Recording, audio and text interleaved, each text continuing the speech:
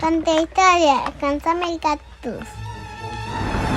Hola gente, nos encontramos en un nuevo capítulo de Contrahistoria, aquí en una nueva versión del video fanzine Gritos de Libertad, sexta versión. Nos encontramos en este momento en pleno barrio de Providencia, en la intersección de las calles La Brabanzón con Hernando de Aguirre, a pocas casas donde vivía el ministro del Interior del gobierno de Frei Montalva, Pérez Ujovich, y a unas cuantas cuadras donde fue ajusticiado por la VOP, la Vanguardia Organizada del Pueblo, el 8 de junio de 1971, en pleno gobierno de la Unidad Popular.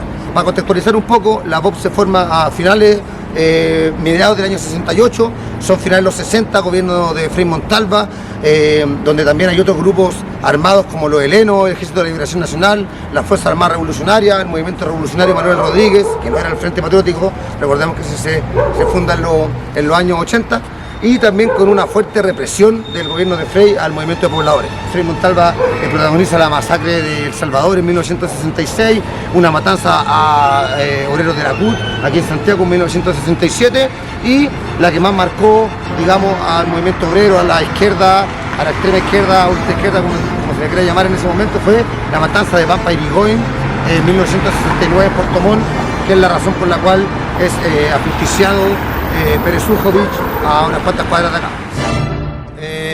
Después llega el año 70, ¿no? Llega la Unidad Popular. Recordemos que el MIR y parte del Partido Socialista también estaban a favor de la lucha armada y de hecho habían incursionado en tímidas expropiaciones a bancos y tomas de terreno a finales de la década del 60, pero llegado el gobierno de la Unidad Popular en los 70, el MIR fundamentalmente hace un pacto por omisión con la Unidad Popular, no forma parte de esa coalición política, está más a la izquierda, pero para apoyar de alguna forma o ver qué sucedía con este proceso, ellos bajan todas las acciones expropiadoras y lo único que siguen haciendo de forma tímida son las tomas de terreno. En ese contexto, el gobierno de la Unidad Popular y todos los movimientos de izquierda se pliegan al proyecto reformista, al proyecto de contención de clase, al proyecto socialdemócrata, ¿no?, del Partido Comunista y de Salvador Allende. Por lo tanto, se va a criminalizar con mucha fuerza a todos los grupos que siguen empleando los mecanismos de lucha armada contra el capital y contra la burguesía en general. Por esta razón es que finalmente Allende va a dictar la ley de control de armas en 1971, ley que después ocupó la dictadura, va a emplear también las primeras bases de la ley antiterrorista que después va a consolidar la dictadura, en un momento también para reprimir a los grupos armados de derecha, pero por presión de la democracia cristiana, para reprimir a los grupos armados como la VOP, como el Ejército de Liberación Nacional o la Fuerza Armada Revolucionaria. La VOP, la Vanguardia Organizada del Pueblo, era odiada por todos los sectores políticos, ¿no? Todos intentaban despolitizarla, incluso el MIR, el Partido Comunista. Se decía que eran solamente cocoteros y asaltantes, se decía que no tenían ningún tipo de conciencia política, ¿no?, que no tenían ningún tipo de formación política. Por el lado de la izquierda se decían que eran agentes de la CIA, por el lado de la derecha se decían que eran parte de la Unidad Popular. Y finalmente ellos rechazaban por completo la vía pacífica al socialismo, no eran un grupo anarquista como dicen algunas fuentes, al revés, ellos se declaraban marxistas-leninistas con esta particularidad de que reivindicaban la acción individual, ¿no?, algo muy propio del anarquismo. Yo creo que por ahí está un poco el tema de la confusión. Ahora vamos a caminar a lo que es la dirección Los Brabanzón 2740, que es donde vivía Pérez Ujovich, donde salió de su casa ese 8 de junio del 71 y donde tres popistas en un auto expropiado lo comienzan a perseguir por Hernando de Aguirre.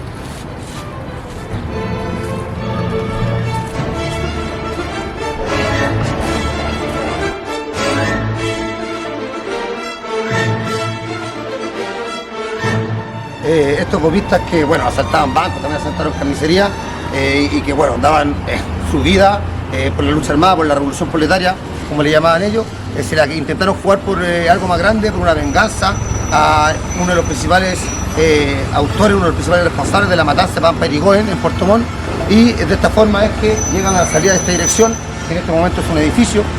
Antes estaba una casa, ¿no?, la casa Pérez Lloma, la casa de la familia de Edmundo Pérez Ujovich. Él sale con su hija, María Angélica Pérez Lloma, con su Mercedes-Benz, por el portón, que no sé dónde habrá estado, pero en esta dirección, y se dirigen hacia el poniente. En ese momento los divisan los tres bopistas que lo estaban esperando en un auto, aquí en la esquina, y lo empiezan a seguir. Los tres bopistas correspondían a Heriberto Salazar, Arturo Rivera y Ronald Rivera. Bueno, como habíamos dicho, esta es la calle por donde dobla Pérez Sujovic junto a su hija, por la calle Hernando de Aguirre hacia el norte, y es donde vamos a caminar ahora para llegar al preciso lugar donde fue acribillado, ajusticiado el genocida, el ex ministro de la democracia cristiana, Edmundo Pérez Sujovic. Así que vamos, acompáñennos.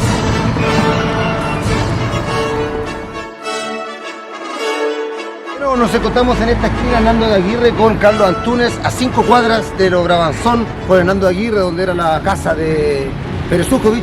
En esta cuadra, entre Carlos Antúnez y Carmen Silva, por Hernando de Aguirre, en que Pérez Sujovic fue interceptado por el Mercedes-Benz, quienes se bajan, 2 de ellos, el otro se queda en el auto con el motor prendido y le propinan una ráfaga con la metralleta Carl Gustav, que era una metralleta que había sido expropiada a un policía anteriormente. Dicen que la ráfaga fue de 20 balazos, Pérez Sujovic recibió 12, muriendo casi al instante. Obviamente los golpistas escaparon inmediatamente. Vecinos del sector intentaron socorrer a Pérez Sujovic, lo llevaron inmediatamente al hospital militar, pero ya estaba muerto, llegó muerto al hospital. Todo esto generó una conmoción política gigante. Se prohibieron las salidas de aviones, micro y autos de la capital para afuera, se cercó la ciudad, se declaró alerta nacional, se declaró toque de queda, y el mismo Allende salió a criminalizar la acción diciendo que esto era injustificable. Obviamente no le convenía a su proyecto socialdemócrata, que quería ganarse a la DC para poder gobernar tranquilo. Él mismo presidió una comisión para perseguir a los golpistas. Y bueno, escuche bien, esta comisión presidida por Salvador Allende contaba con la presencia del director general de Carabineros, director general de la PDI, de la Marina, del Ejército, de la Aviación, del presidente del Senado, que en ese momento era Patricio Aylwin, y del jefe de la zona de emergencia, que era, adivine, Augusto Pinochet.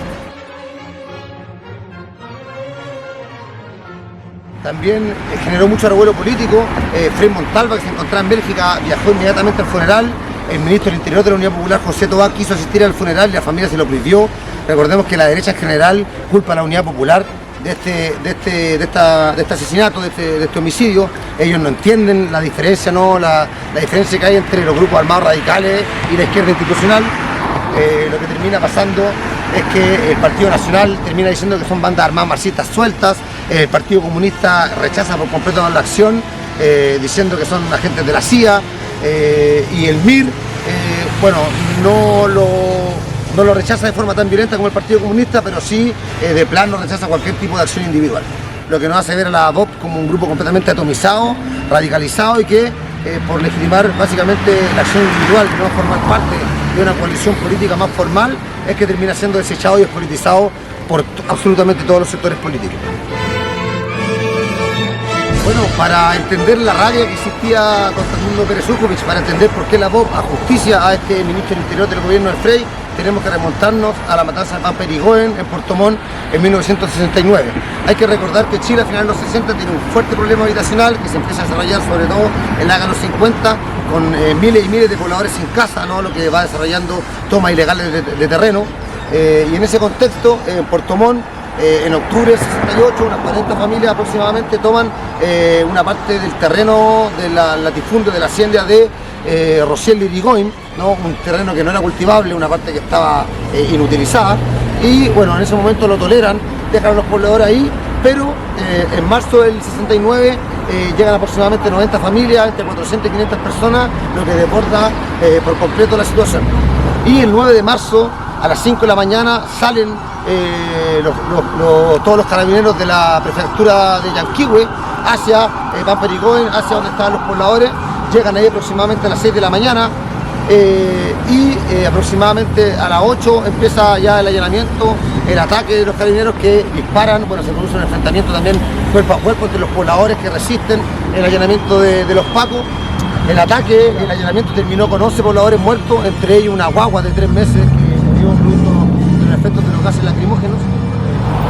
El hecho que hubo un saldo de 56 pobladores heridos, 18 pacos lesionados también, y el 11 de marzo, o sea, 2 días después, se realiza un masivo funeral que parte desde la población Libertad de Puerto Montt hacia el cementerio, en donde todos los pobladores cargaban los ataúdes, los 11 ataúdes, incluido el del niño, haciendo un homenaje a esta masacre obrera perpetrada por el sanguinario gobierno de Frei Montalva, y bueno, por la razón que la BOP ajustició a Pérez Suskovich.